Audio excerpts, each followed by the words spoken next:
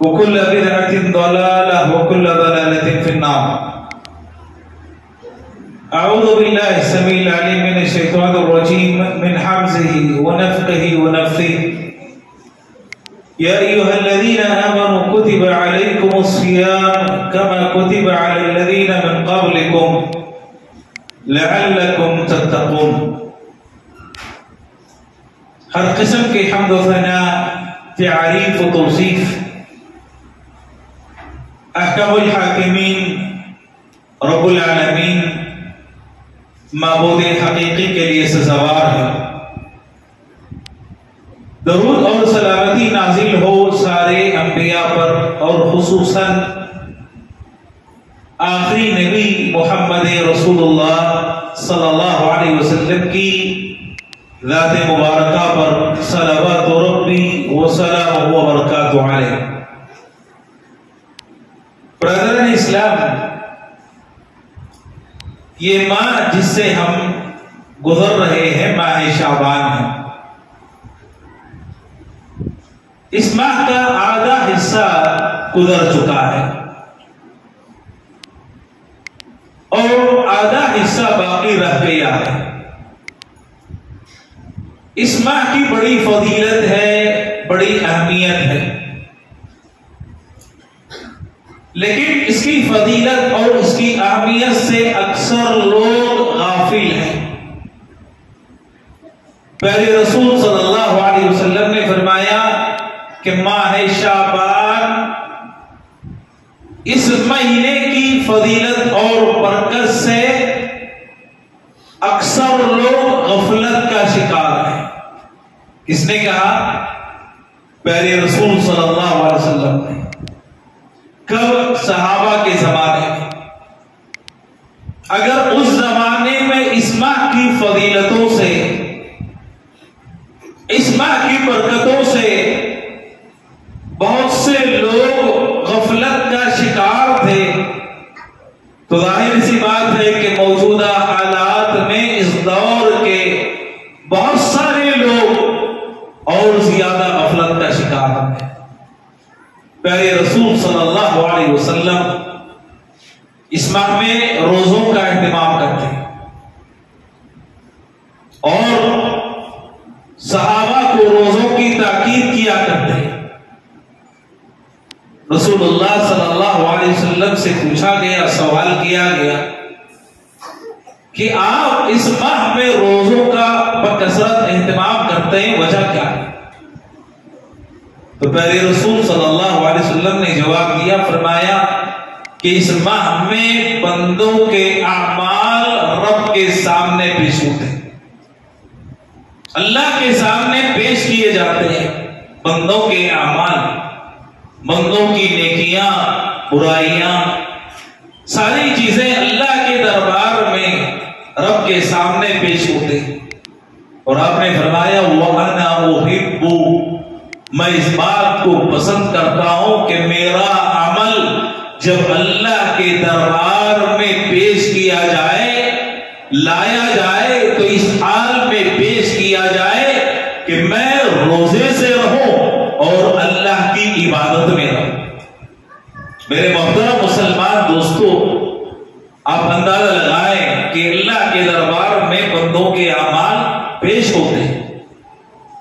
ایک تو سال میں ایک مرتبہ پیش کیے جانے والے اعمال ہیں، رب کے دربار میں پیش ہوتے ہیں. کس ماہ میں؟ ماہ شعبان میں. اور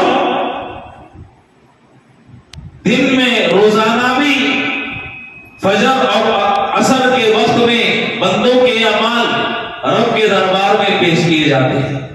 تو کوشش یہ کرنی چاہیے انسان کو کہ جب اس کا عمل اللہ کے دربار میں پیش ہو تو اس حال میں پیش ہو کہ بندہ اللہ کی عبادت میں مصروف ہے، اللہ کی رضا طلب کر رہا تھا، اللہ کو راضی کرنے کے لیے اپنے آپ کو بھوکا اور پیاسا رکھا ہوا تھا.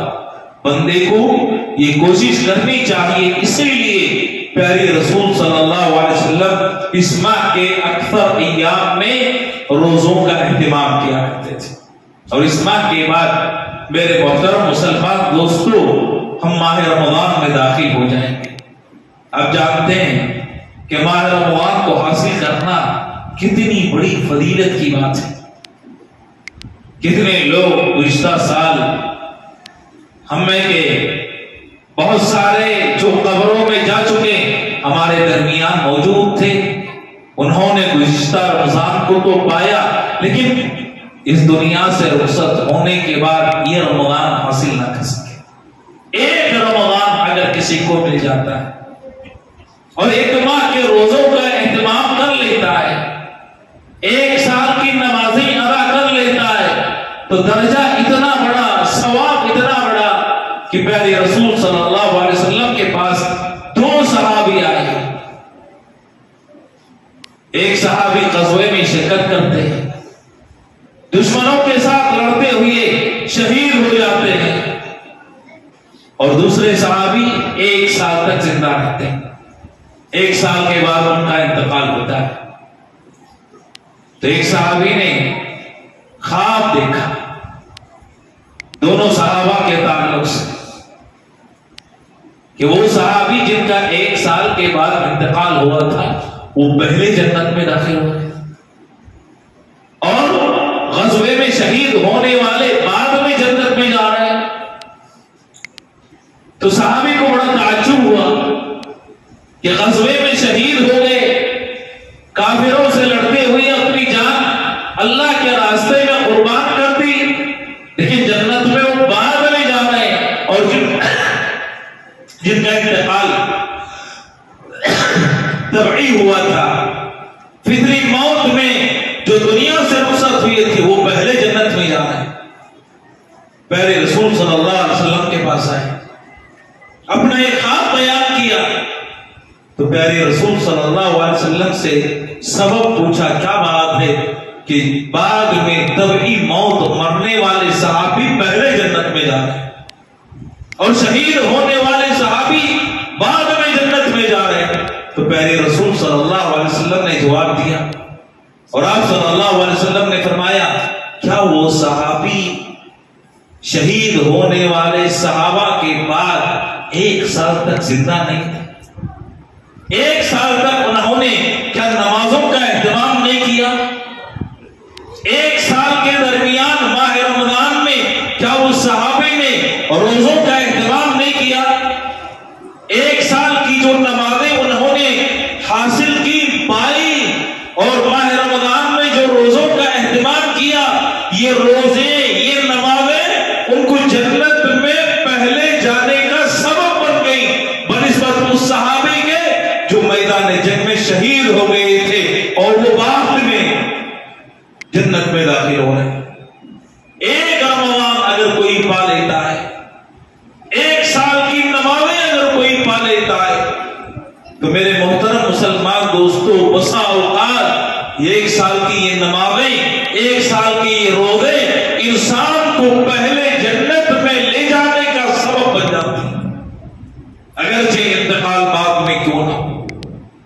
اسی لیے ماہ رمضان جو آ رہا ہے، اس ماہ کو آنے سے پہلے ہمیں چاہیے کہ اپنے آپ کو تیار کر لیں۔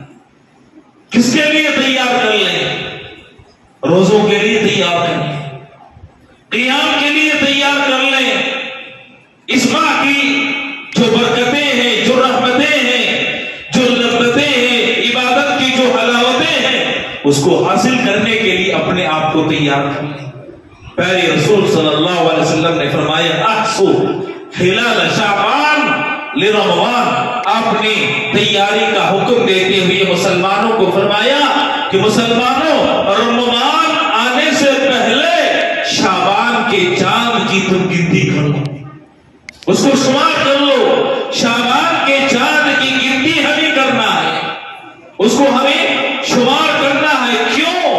رمضان کی تیاری کے طور پر، رمضان کے استقبال کے طور پر، تاکہ ہم اپنے آپ کو صیام کے لیے، قیام کے لیے، قرآن مجید کی تلاوت کے لیے، اس کی برکتوں کے حصول کے لیے اور رحمتیں حاصل کرنے کے لیے، اپنے آپ کو گناہوں سے پاک اور صاف کروانے کے لیے اپنے آپ کو تیار کر سکے۔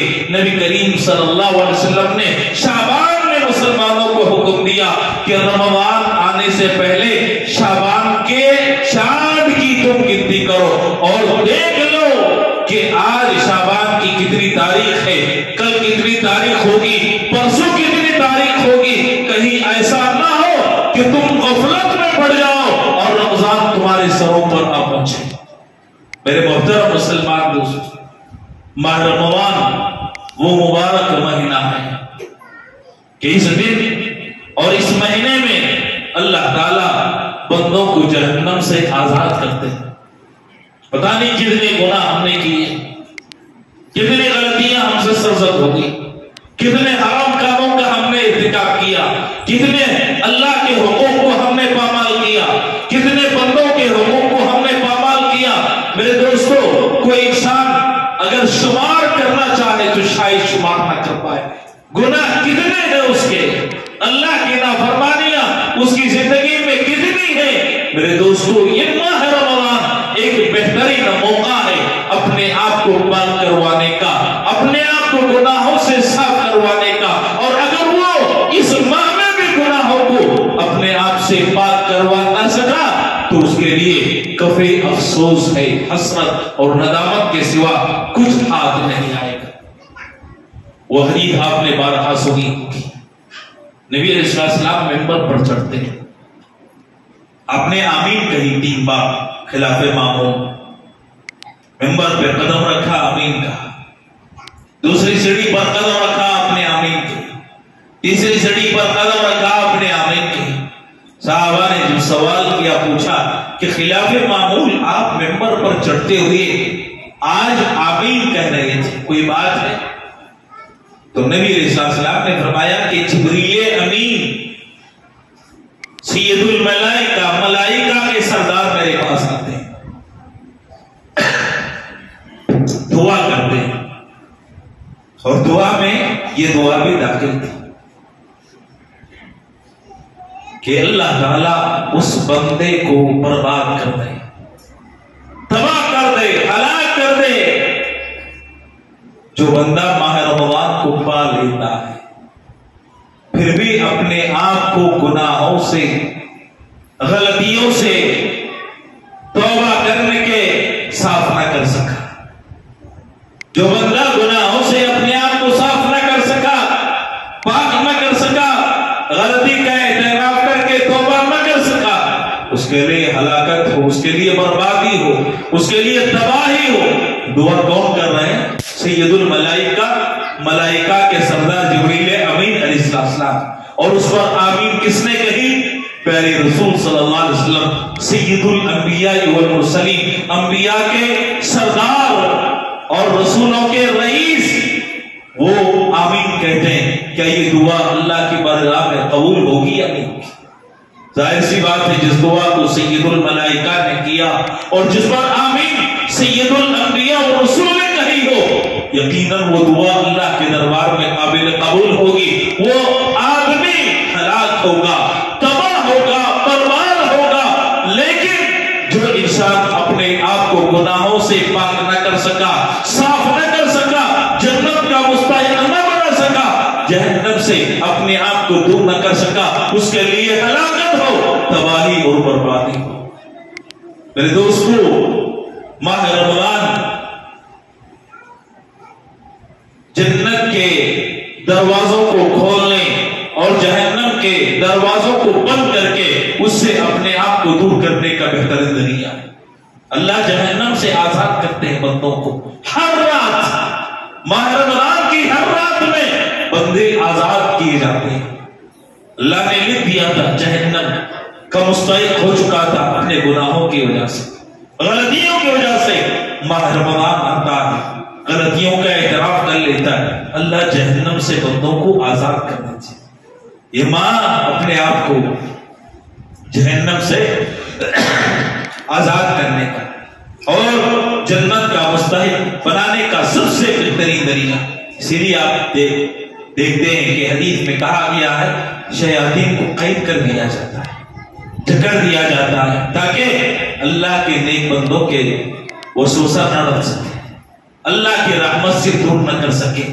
جنت سے دور نہ کر سکے، جہنم کا کہیں مستحق نہ بنا سکے، اسی لیے اللہ شیاطین کو جکڑ دیتے ہیں۔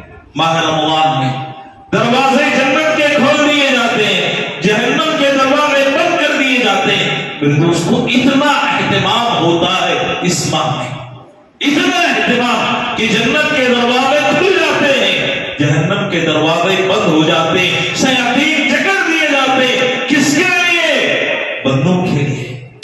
کس کا انتظام؟ اللہ کا انتظام۔ کس کی طرف سے؟ رب العالمین کی طرف سے۔ وہ رب اپنے بندوں کو جہنم سے آزاد کرنے کے لیے تیار ہے، لیکن کیا ہم اپنے آپ کو آزاد کرانے کے لیے تیار ہیں؟ وہ رب بندوں کو جنت کا مستحق بنانے کے لیے تیار ہے، لیکن کیا ہم نے اپنے آپ کو جنت کا مستحق بنانے کے لیے تیار کیا ہے؟ کیا ہم نے تیاری کی ہے؟ میرے دوستو، ماہ رمضان آنے سے پہلے ہمیں کوشش کرنی چاہیے۔ دنیاوی مصروفیات بہت ہوتی، لیکن اپنے آپ کو فارغ کر لیں۔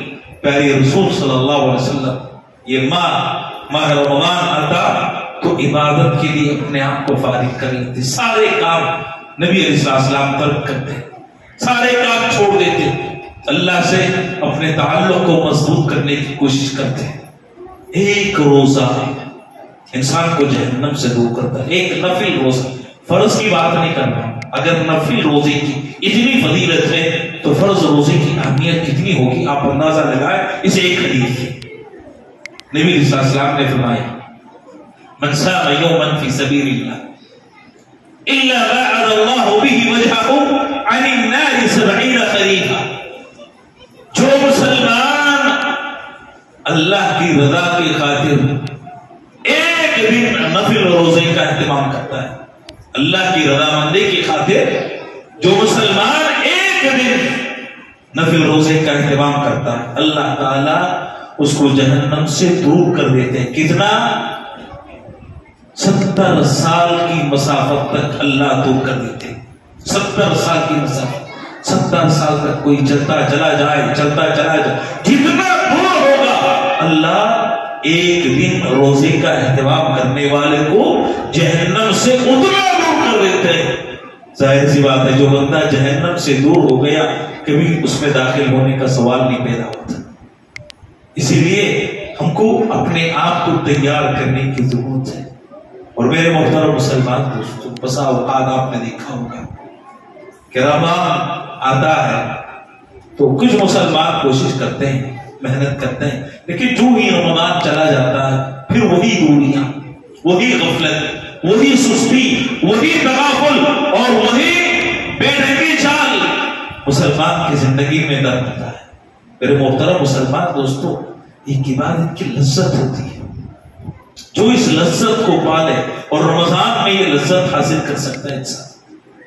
اللہ سے نماز کے لیے کھڑا ہو گیا، اللہ کے کتاب کے، اللہ کے کلام کی تلاوت کرنے لگا، جو لذت، جو اطمینان، جو سکون انسان کو حاصل ہوتا ہے عبادت میں، اللہ کے قسم ساری دنیا کی دولت خرچ کر کے انسان وہ لذت نہیں پا سکتا۔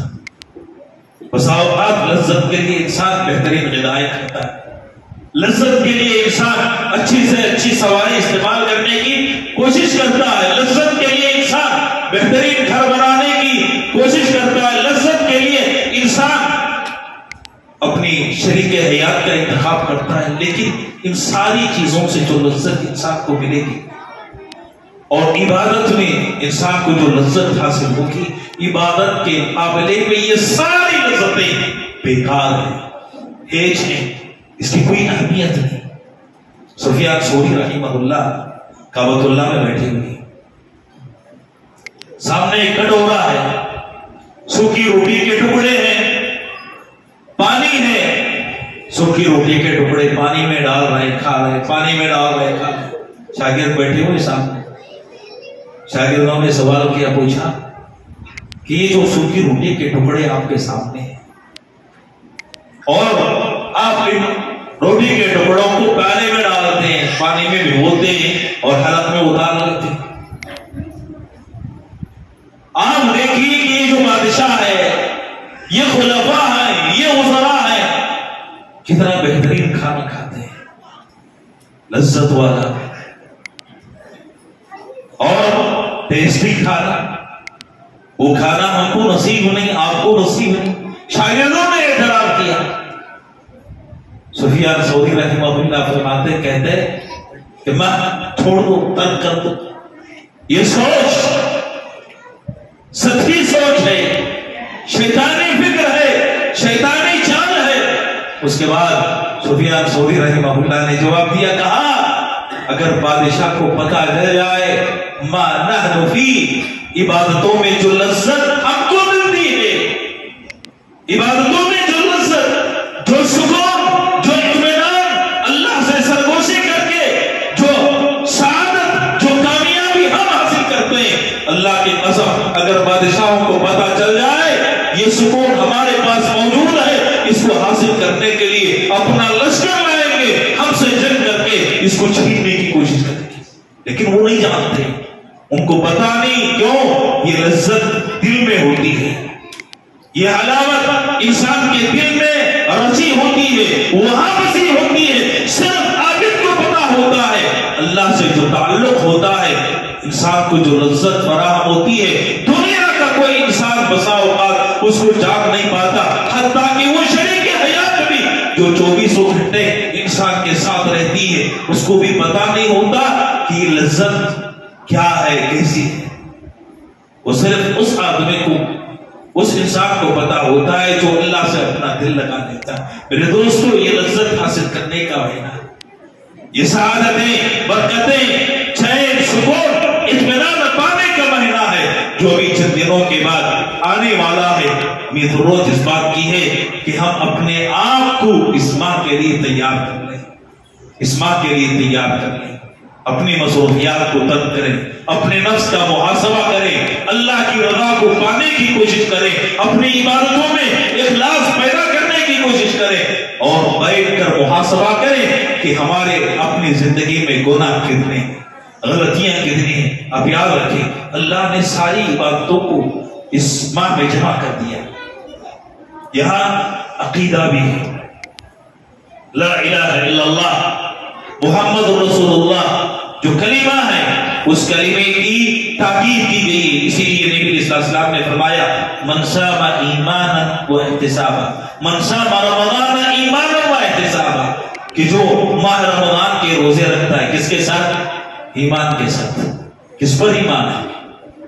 رب کی ذات پر ایمان ہے، نبی علیہ السلام پر ایمان ہے، اسی لیے تو روزہ رکھتا ہے، اسی لیے تو صیام کا اہتمام کرتا ہے۔ یہ جو ایمان ہے، اللہ نے اس ماہ میں ایمان رکھ دیا ہے، اس ماہ میں نماز ہے، اس ماہ میں صلاۃ ہے، فرض تو ہی ہے، ساتھ میں نبی علیہ السلام نے فرمایا، من قام رمضان ایمانا و احتسابا غفر له ما تقدم من ذنبه، جو آدمی ماہ رمضان میں ایمان کے ساتھ ثواب کی امید رکھتے ہوئے قیام کرتا ہے، اللہ گناہ معاف کر دیتا ہے۔ اس ماہ میں صدقہ اور خیرات بھی ہے، مسکینوں کو کھانا کھلانا بھی ہے، افطاری اور سحری کا اہتمام کرانا بھی ہے۔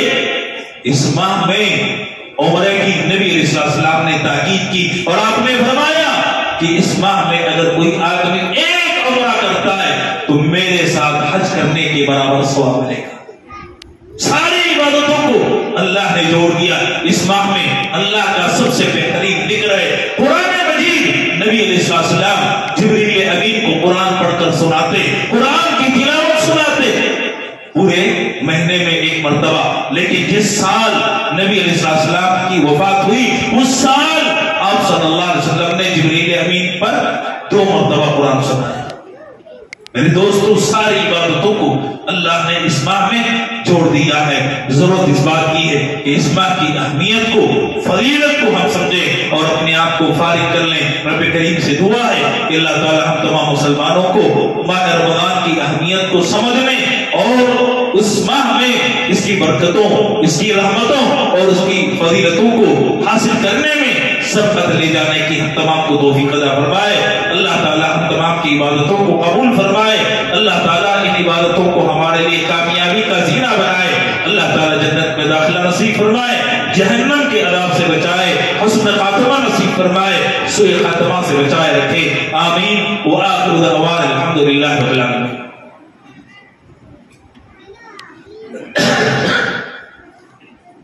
अल्हम्दुलिल्लाह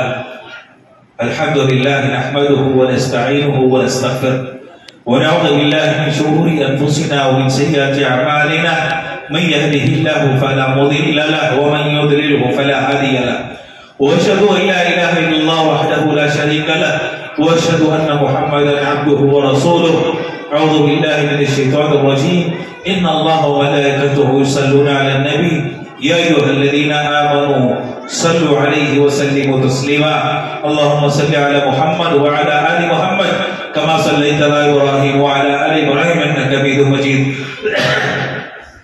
अल्लाहुम्मा बारिक अला मुहम्मद व अला आलि मुहम्मद कमा बारकता अला इब्राहीम व अला आलि इब्राहीम इन्नका हमीदुम मजीद इबादल्लाह रहिमानी व रहिमकुमुल्लाह इन्नल्लाह यअमुरु बिल अदली वल इहसान व ईताइ ज़िल कुर्बा व यनहा अनिल फहशाइ वल मुनकरि वल बग़य यइदुकुम लअल्लकुम तज़क्करून फ़ज़्कुरुल्लाह यज़्कुरुकुम वदऊहु यस्तजिब लकुम व लज़िक्रुल्लाहि अकबर वल्लाहु यअलमु मा तस्नऊन।